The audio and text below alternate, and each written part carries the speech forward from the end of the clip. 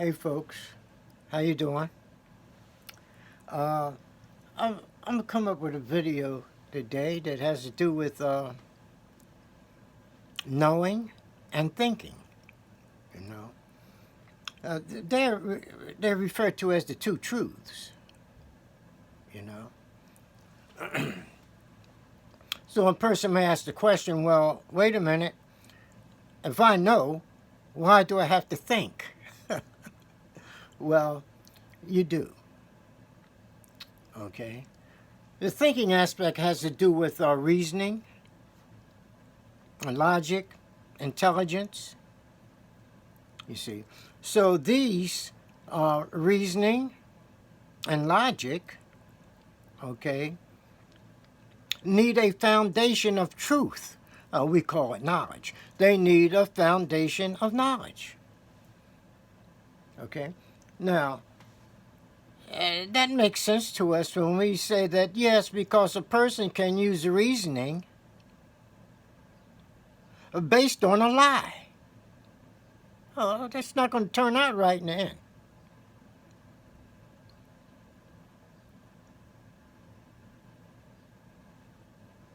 Right? So you want reasoning based on a truth. Knowledge is equivalent to truth.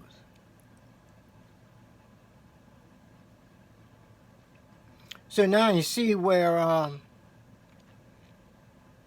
once a person has knowledge, he must also have the capacity to think and to think accurately, that is, to use his logic, etc. And we call this intelligence.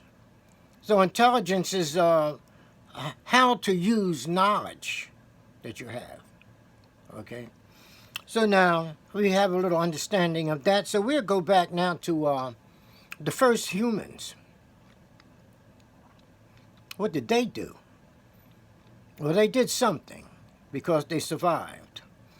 So the first humans didn't have a cerebral cortex, that top part of the brain, the thinking part of the brain.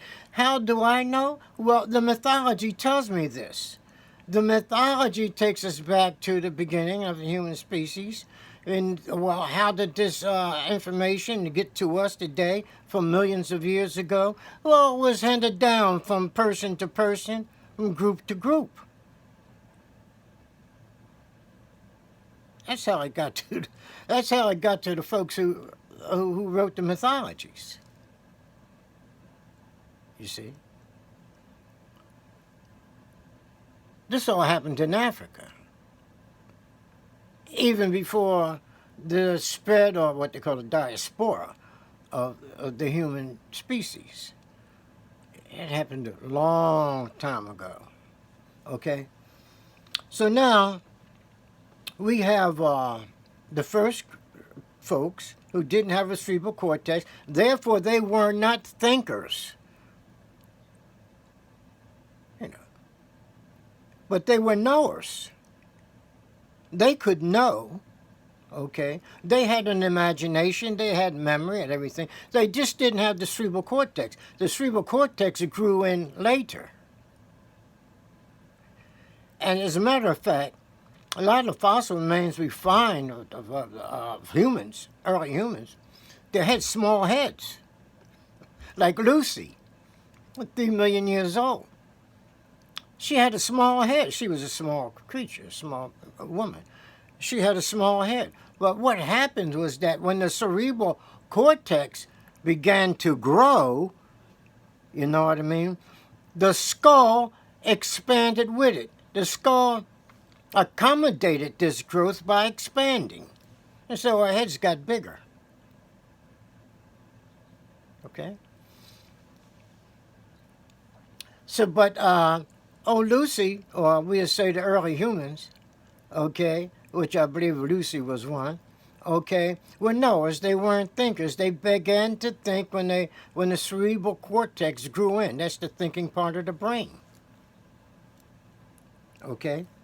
So now we see that these folks had knowledge, okay, and they survived. But knowledge now is of the night. Okay? Knowledge is of the night. It is associated with water. It is associated with the moon. It is associated with the female. The first humans were female, who had both male and female reproductive organs. Okay, we got that straight. So now, we'll say that the first humans were the people of the night. Yeah, they lived during the day too now. But we're called, in this context of knowledge, etc., we would say that the first humans were the people of the night. Knowledge comes to us at night, basically. Even to this day. Okay. Now, we'll take some examples of this knowledge thing. We'll go back to the mythology of the Kemites. That's the ancient Egyptians. They were Kemites, they called them. Okay. So the Kemites and had their two truths, and they saw that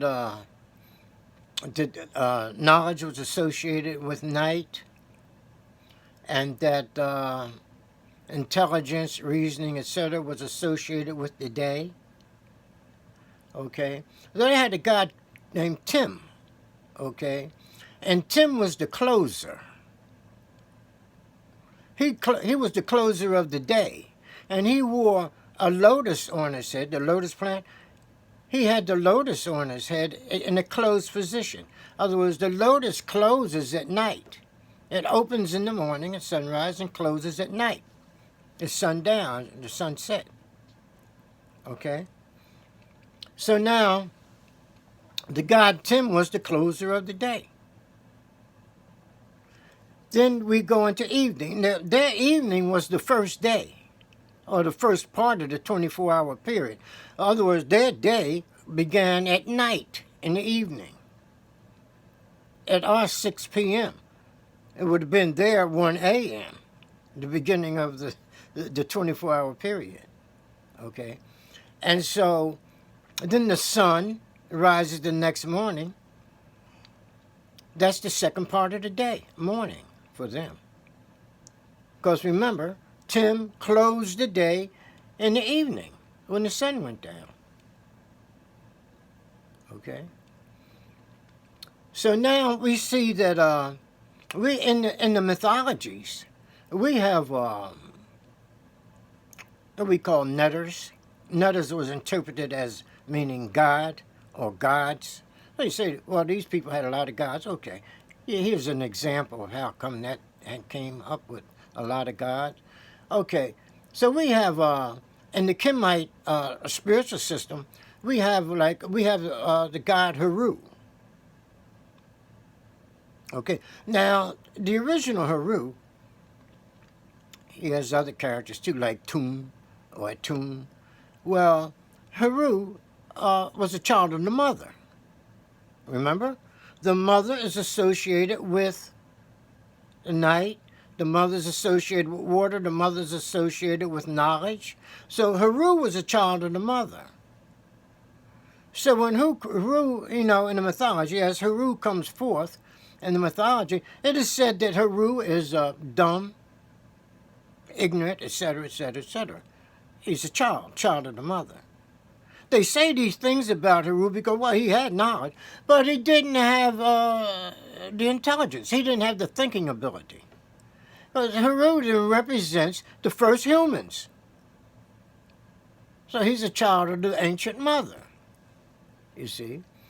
But when after Heru, they say he travels through the underworld, okay, darkness, night, etc., the mother principle, okay, the knowledge principle. So Heru comes through the underworld, but when Heru reaches the, let's say, the spring equinox, where we have equal day and equal night, okay, where the sun crosses over the celestial equator, a first day of spring, etc. The sun represents, even though it's a real sun up there, but in terms of mythology, it represents the thinking ability. So the sun god was associated with intelligence, reasoning, logic, etc. But the female, on the other hand, the mother, the child, she was associated with night, knowledge, etc., water, etc. So when the child is spiritualized, they say, spiritualized by the Father, the Spirit of God enters the Father, enters the child, okay? The child then becomes intelligent. He's able to use his reasoning powers, you see? And so he becomes the child of God. God the Father. In this instance, we're talking about the sun, because the sunlight is associated with reasoning and intelligence. Now, in the Christian scripture, the Christ says he is of the day. The Christ is really a sun god. He said he is of the day. In other words, he uses intelligence and reasoning, etc. But on the other hand, Jesus was a child of the mother and child. He used knowledge, okay? Just like the god Heru, who enters the underworld, born from the first mother, okay? Who rises up at the spring equinox, and where he acquires intellectual capacity, intelligence and thinking and reasoning, you see.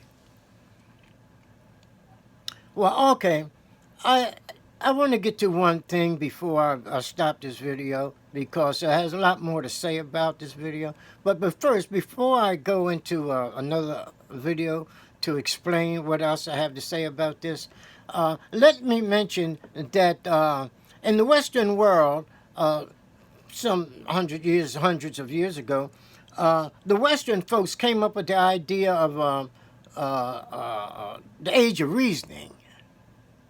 Okay, they said, yes, the age of reasoning, logic, this and that, and intelligence, and the philosophers were writing books and so forth and so on. But the sad part about that was good. It was wonderful. It was brilliant. It was good. Age of reasoning. But when you use reasoning, as mentioned earlier, you've got to base it on knowledge. If you don't, you're going to go astray. So they came up with the age of reasoning. They were using the reasoning absent the knowledge. Okay? And here's what happened. Where do we stand today in the world? Our world is declining. It's suffering. It's dying. And it seems like we might go with it. Climate change, etc. This is the result of reasoning.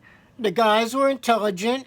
They created this great technology from intelligence. But they wasn't basing it on knowledge. They based it on reasoning, which led us to where we are now, a world that is dying. We need to base our reasoning on knowledge. Okay, folks, I'll get back with you. I'm going to come forth with another video, and I would like to listen to the finishing product. I haven't finished this yet.